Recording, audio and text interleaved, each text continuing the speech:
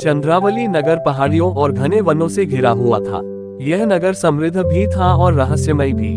बाहर से आने वाले यात्री अक्सर कहते, चंद्रावली की रातें सबसे सुंदर हैं, लेकिन सबसे डरावनी भी। दिन में बाजारों की चहल पहल, मंदिरों की घंटियों की ध्वनि और बच्चों की किलकारियां गूंजती, पर रात का अंधकार जैसे किसी दूसरी ही दुनिया का द्वार खोल देता। लोग कहते थे कि नगर में कोई परछाई घूमती है। वह परछाई स्त्री का रूप धरकर निकलती है और हर पूर्णिमा को किसी न किसी पुरुष को निगल जाती है। बीते कुछ महीनों में कई युवक, सैनिक और व्यापारी रहस्यमयी ढंग से मरे पाए गए। उनके शरीर पर कोई घाव नहीं होता, न ही कोई जहर का निशान, पर उनकी आंखें खुली रह जाती, मानो किसी अद्भुत भयावह सौंदर्य को देखते देखते प्राण छिन गए हो। लोगों ने उसे नाम दिया, नाग कन्या। कोई कहता वह नागलोक की रानी है जिसे श्राप मिला है। कोई कहता वह कोई दुष्ट अप्सरा है जिसे रक्त की प्यास है। नगर के बुजुर्ग जब बच्चों को डांटते तो यही कहते, रात को बाहर मत निकलना, नहीं तो नाग कन्या ले जाएगी। लेकिन ये सब अफवाह भर नहीं थी। नगर के बाहर बहने वाली मंदाकिनी नदी के तट पर घने वनों के बीच सचमुच एक स्त्री रहती थी। उसका सौंदर्य किसी अप्सरा से कम न था। उसकी आंखें गहरी, बड़ी और रहस्यमयी थी। कभी उनमें पिघली हुई चांदनी सी कोमलता होती, तो कभी नाग की चमकती फुफकार जैसी दहशत। उसके बाल रात की तरह काले और लंबे थे। उसकी देह के चारों ओर एक अनकहा आकर्षण फैला रहता। लेकिन यह आकर्षण कोई साधारण आकर्षण नहीं था, ये था विष का जादू। वह स्त्री जन्म से ही नागवंशी थी, नागराज की पुत्री, परंतु एक ऋषि के श्राप के कारण उसे मनुष्य लोक में रहना पड़ा। श्राप ये था कि जब तक उसके भीतर का विष समाप्त नहीं होगा, तब तक वह मानव रूप में स्थायी नहीं हो पाएगी। और यह विष केवल एक ही तरीके से समाप्त हो सकता था, जब वह पुरुष के साथ संबंध बनाए। हर बार संबंध बनाने पर उसके भीतर का विष कुछ कम हो जाता, लेकिन पुरुष के प्राण भी उसी विष से जल जाते। यही कारण था कि नगर के पुरुष उसके मोह पाश में बंध कर उसके पास जाते और कभी लौटकर नहीं आते। उस रात चंद्रावली नगर में पूर्णिमा थी। चांद की रोशनी पूरे आकाश में फैली हुई थी। नदी की लहरें चमक रही थी और हवा में एक अजीब सी गंध थी, मीठी, मदहोश कर देने वाली। नगर का व्यापारी देवेंद्र, जो युवा और उत्साही था, अपने मित्रों के साथ बाजार से लौट रहा था। वे हंसी मजाक करते हुए रास्ते पर चल रहे थे कि अचानक देवेंद्र के कदम रुक गए। उसे लगा जैसे कहीं से बांसुरी बज रही हो। उसके मित्रों ने कहा, तू क्यों रुक गया? चल, देर हो रही है। लेकिन देवेंद्र की आंखें धुंधला गईं। उसके कानों में वही मधुर ध्वनि गूंज रही थी। उसका मन अजीब सा बोझिल और आकर्षित हो उठा। उसने दोस्तों से कहा, तुम लोग जाओ, मैं अभी आता हूँ। उसके मित्र हैरान हुए, अरे, इस समय तू कहाँ जाएगा? देवेंद्र ने कुछ उत्तर नहीं दिया और धीरे धीरे उस ध्वनि की ओर बढ़ चला। झाड़ियों और पगडंडियों से गुजरते हुए वह मंदाकिनी के तट पर पहुंचा। चांदनी में पानी चमक रहा था और वहां एक स्त्री खड़ी थी। उसने काले वस्त्र पहने थे। उसके खुले बाल कमर से भी नीचे लटक रहे थे। उसकी आंखें जैसे किसी अदृश्य अग्नि से जल रही हों। उसके होठों पर एक रहस्यमयी मुस्कान थी। देवेंद्र ठिठक गया, तुम कौन हो? उसकी आवाज कांपी। स्त्री ने धीमे स्वर में कहा, मैं वही हूँ जिससे तुम्हारा नगर डरता है। मैं नाग कन्या हूँ। देवेंद्र ने भयभीत होकर पीछे हटना चाहा, पर उसके कदम जैसे जकड़ गए। उसके भीतर से एक अजीब सी शक्ति उठ रही थी, जो उसे उस स्त्री के और करीब ले जा रही थी। नाग कन्या ने धीरे से हाथ उठाया और देवेंद्र के गाल को छुआ। उसका स्पर्श ठंडा था, पर उस ठंडक में एक मदहोश कर देने वाली गर्मी भी थी। देवेंद्र की सांसें तेज हो गईं, उसकी आंखें धुंधला गईं। डरते क्यों हो? नाग कन्या ने फुसफुसाया, तुम्हारे भीतर तो वही आकर्षण है जो मुझे चाहिए। देवेंद्र उसकी बाहों में खींच गया। उस क्षण उसके चारों ओर की दुनिया जैसे थम गई। हवा रुक गई, नदी का बहाव थम गया, चांद की रोशनी गहरी हो गई। कुछ देर बाद वहां सिर्फ सन्नाटा था। सुबह जब नगरवासी नदी किनारे पहुंचे तो उन्होंने देखा, देवेंद्र का शव पड़ा था। उसके चेहरे पर अजीब सी शांति थी, पर आंखें खुली थी, मानो मरते समय भी उसने किसी अद्भुत सौंदर्य को देखा हो। लोगों में हाहाकार मच गया। नाग कन्या ने एक और पुरुष को मार डाला। लेकिन उसी समय नदी किनारे घने वृक्षों की छांव में वो स्त्री बैठी थी। उसका चेहरा बदला बदला सा था। उसकी आंखों की चमक थोड़ी कम हो गई थी, जैसे भीतर का कोई विष घटा हो। उसने अपनी हथेलियों को देखा, उनमें हल्की गुलाबी रौनक थी। उसके मन में एक क्षण को करुणा जागी। हे प्रभु, मैं ये सब क्यों करती हूँ? ये श्राप कब तक सहना होगा? उसकी आंखों से आंसू गिर पड़े, लेकिन अगले ही पल उसने उन्हें पोंछ दिया। वह जानती थी कि यह यात्रा अभी लंबी है। उसका विष पूरी तरह समाप्त नहीं हुआ था। जब तक ये जहर शरीर में है, तब तक और भी कई पुरुष उसके शिकार बनेंगे। नगर में अब भय और भी गहरा गया। माताएं अपने पुत्रों को घर से बाहर निकलने नहीं देती। जवान पुरुष रात को अकेले चलने से कतराते। हर चौपाल पर यही चर्चा होती, आखिर यह नाग कन्या कौन है? इसका अंत कैसे होगा? लेकिन किसी के पास कोई उत्तर नहीं था। नदी किनारे उस रात के बाद पूरा नगर दहशत में था। देवेंद्र की मौत ने हर किसी का चैन छीन लिया था। घरों में औरतें अपने पतियों और बेटों को दरवाजे पर नजर रखने को कहती, बच्चे डर के मारे चुप हो जाते। मंदिरों में घंटियां लगातार बजती, लोग देवताओं से प्रार्थना करते कि किसी तरह इस नागकन्या से छुटकारा मिले। लेकिन उस भय के पीछे एक ऐसी कहानी थी जिसे नगर का कोई नहीं जानता था। बहुत समय पहले, जब ये धरती नई नई बसी थी, तब नागलोक और मानव लोक का गहरा संबंध था। दोनों लोकों के बीच व्यापार, मेल जोल और शादियां तक हुआ करती थी। उस समय नागराज वासुकी की एक कन्या थी, लावण्यावती। वह रूप में अनुपम और स्वभाव से जिज्ञासु थी। बचपन से ही उसे मानव लोक की कहानियां सुनने का शौक था। जब वह युवती हुई तो उसका मन मानवों की दुनिया देखने को तड़प उठा। एक दिन उसने अपने पिता से कहा, पिताश्री, मैं मानव लोक देखना चाहती हूँ। वहाँ कैसी धरती है, कैसे लोग हैं, कैसा उनका जीवन है, ये सब जानना चाहती हूँ। वासुकी पहले तो हंसे, फिर गंभीर हो गए। लावण्या, मानव लोक आकर्षक है, पर वहाँ मोह और छल भी है। यदि तू वहाँ गई तो संभल कर रहना। वह गुप्त रूप से नागलोक से निकलकर मानव लोक पहुँच गई। वहाँ उसने पहली बार धूप को अपनी त्वचा पर उतरते देखा, हवा को महसूस किया और पक्षियों के गीत सुने। उसकी आंखों में चमक थी, ये तो सचमुच अद्भुत है। धीरे धीरे उसने मानव रूप धारण कर लिया और नगरों में घूमने लगी। पर उसके भीतर नागिन का विष मौजूद था। ये विष किसी को भी छू लेने भर से घायल कर सकता था। उसने इसे छिपाकर रखा, परंतु एक दिन उसका रहस्य खुल गया। वह एक ऋषि के आश्रम में पहुंची। ऋषि ने उसे देखा और तुरंत पहचान लिया। तू नाग कन्या है, विष भरी देह लेकर मानव लोक में क्यों भटक रही है? लावण्या ने सिर झुका लिया। मुनिवर, मैं जिज्ञासा में यहाँ आई थी। मैं किसी को हानि नहीं पहुँचाना चाहती। ऋषि क्रोधित हुए। तेरा विष तुझसे छिपा नहीं रहेगा। एक दिन ये किसी को अनर्थ पहुँचा देगा।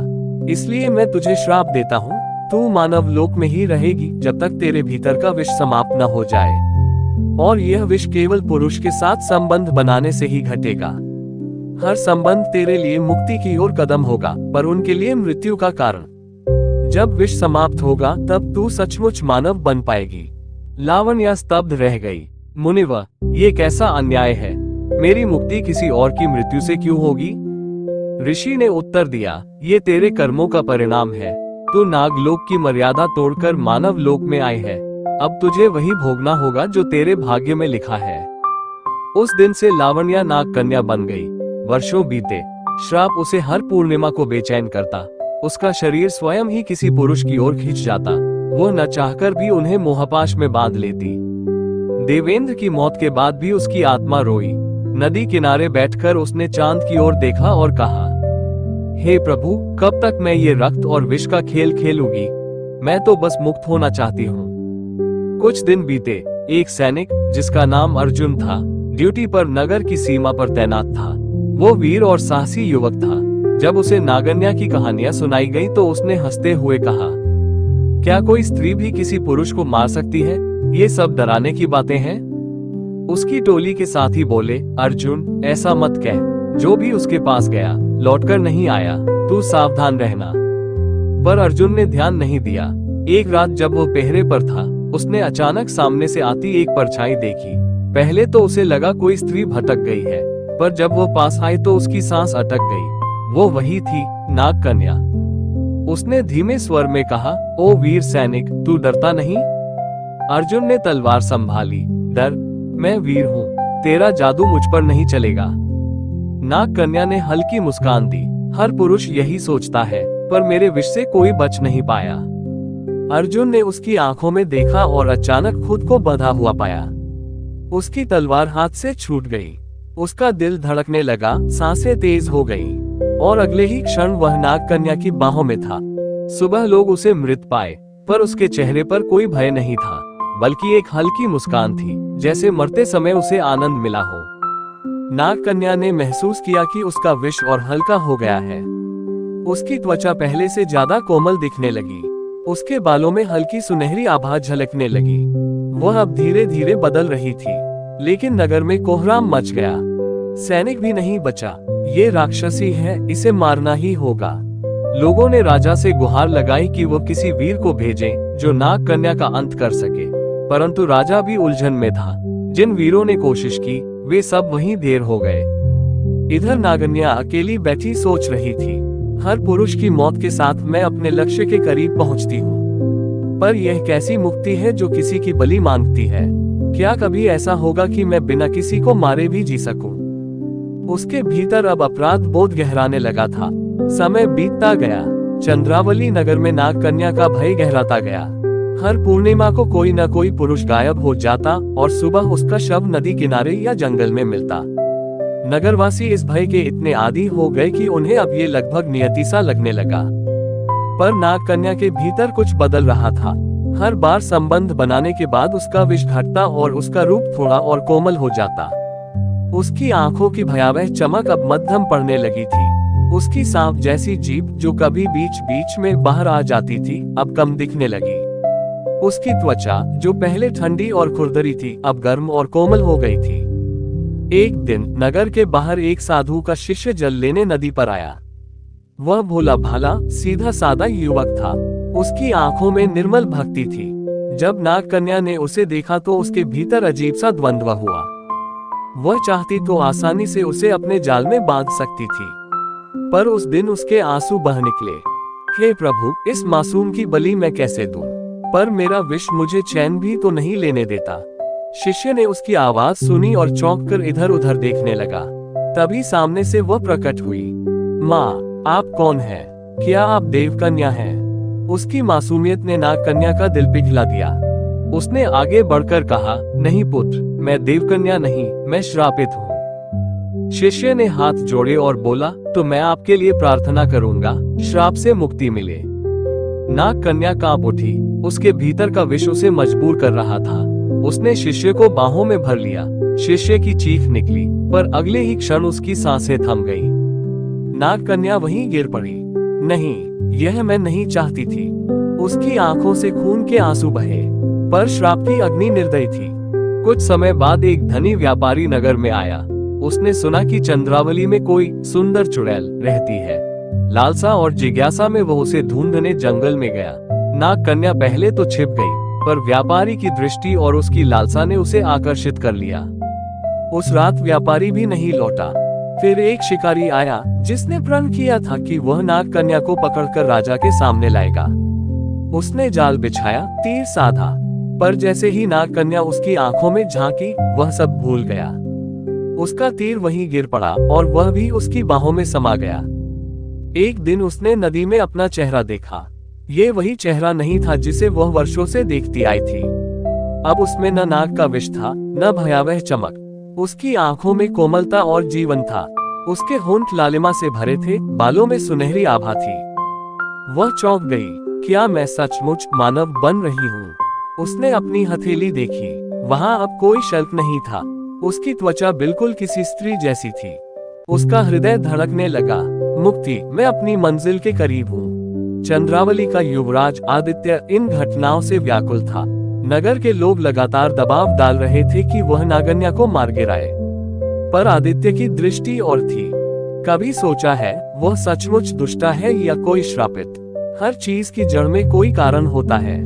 उसने निश्चय किया कि वह स्वयं उससे मिलेगा। एक रात वह अकेला जंगल की ओर गया। चांदनी में उसने उसे देखा। वह सचमुच अब किसी नागिनी जैसी नहीं दिखती थी। उसका रूप इतना मनमोहक था कि आदित्य ठिठक गया। नागन्या ने उसकी आहट सुनी और बोली, तू यहाँ क्यों आया है? क्या तू भी मरना चाहता है? आदित्य ने दृढ़ स्वर में कहा, मैं मरने नहीं, सच जानने आया हूँ। तू कौन है? और क्यों नगर के पुरुषों की जान लेती है। नाग कन्या की आंखें नम हो गई। मैं ये सब नहीं चाहती, ये श्राप है। मैं नागराज की पुत्री लावण्यावती हूँ। मुझे श्राप मिला है कि जब तक मेरे भीतर का विष समाप्त न होगा, तब तक मैं इसी तरह पुरुषों को आकर्षित कर उनका जीवन छीनती रहूंगी। हर बार मैं बदलती हूँ, मानव बनती हूँ, पर किसी और की बलि से। उसकी आवाज कांप रही थी। युवराज, क्या तुम अब भी मुझे दुष्टा कहोगे? आदित्य उसकी ओर बढ़ा और धीरे से उसका हाथ थाम लिया। नहीं, मैं तुझे श्रापित देखता हूँ, पर दुष्टा नहीं। और अगर तेरा विष सचमुच समाप्त हो रहा है, तो तेरा अंत मृत्यु नहीं, मुक्ति होगा। नागन्या कांप उठी। किसी ने पहली बार उसके भीतर की पीड़ा को समझा था। कुछ ही दिनों में नगर में चर्चा फैल गई। युवराज नागन्या से मिला है और जीवित लौटा है। लोगों को विश्वास नहीं हुआ, वे डर गए। पर आदित्य ने सभा में सबको बुलाकर कहा, ये स्त्री वही नाग कन्या है, पर यह राक्षसी नहीं, श्रापित है। इसका विष अब समाप्त हो चुका है। देखो, यह अब हमारे सामने एक साधारण स्त्री है। जब वह सभा में आई, लोग दंग रह गए। सामने खड़ी युवती में उन्हें नागन्या का भयावह रूप कहीं दिखाई ही नहीं दिया। वह तो सचमुच अप्सरा जैसी सुंदर थी। लोगों में फुसफुसाहट हुई, क्या ये वही है? नहीं, ये तो कोई देवकन्या लगती है। आदित्य ने दृढ़ स्वर में कहा, अब इसका श्राप समाप्त हो चुका है। अब ये हमारी शत्रु नहीं, हमारी अपनी है। धीरे धीरे लोगों का भय मिटा, और जब युवराज ने घोषणा की कि वह उससे विवाह करेगा, तो पूरा नगर आश्चर्यचकित हुआ। पर आदित्य ने कहा, प्रेम ही सबसे बड़ा अमृत है। इसने विष को हराया है। आज से यह नागन्या नहीं, चंद्रावली की रानी होगी। आज की कहानी समाप्त हुई। ऐसी ही स्टोरीज के लिए वीडियो को लाइक, शेयर और चैनल को सब्सक्राइब जरूर करें। धन्यवाद। जय हिंद।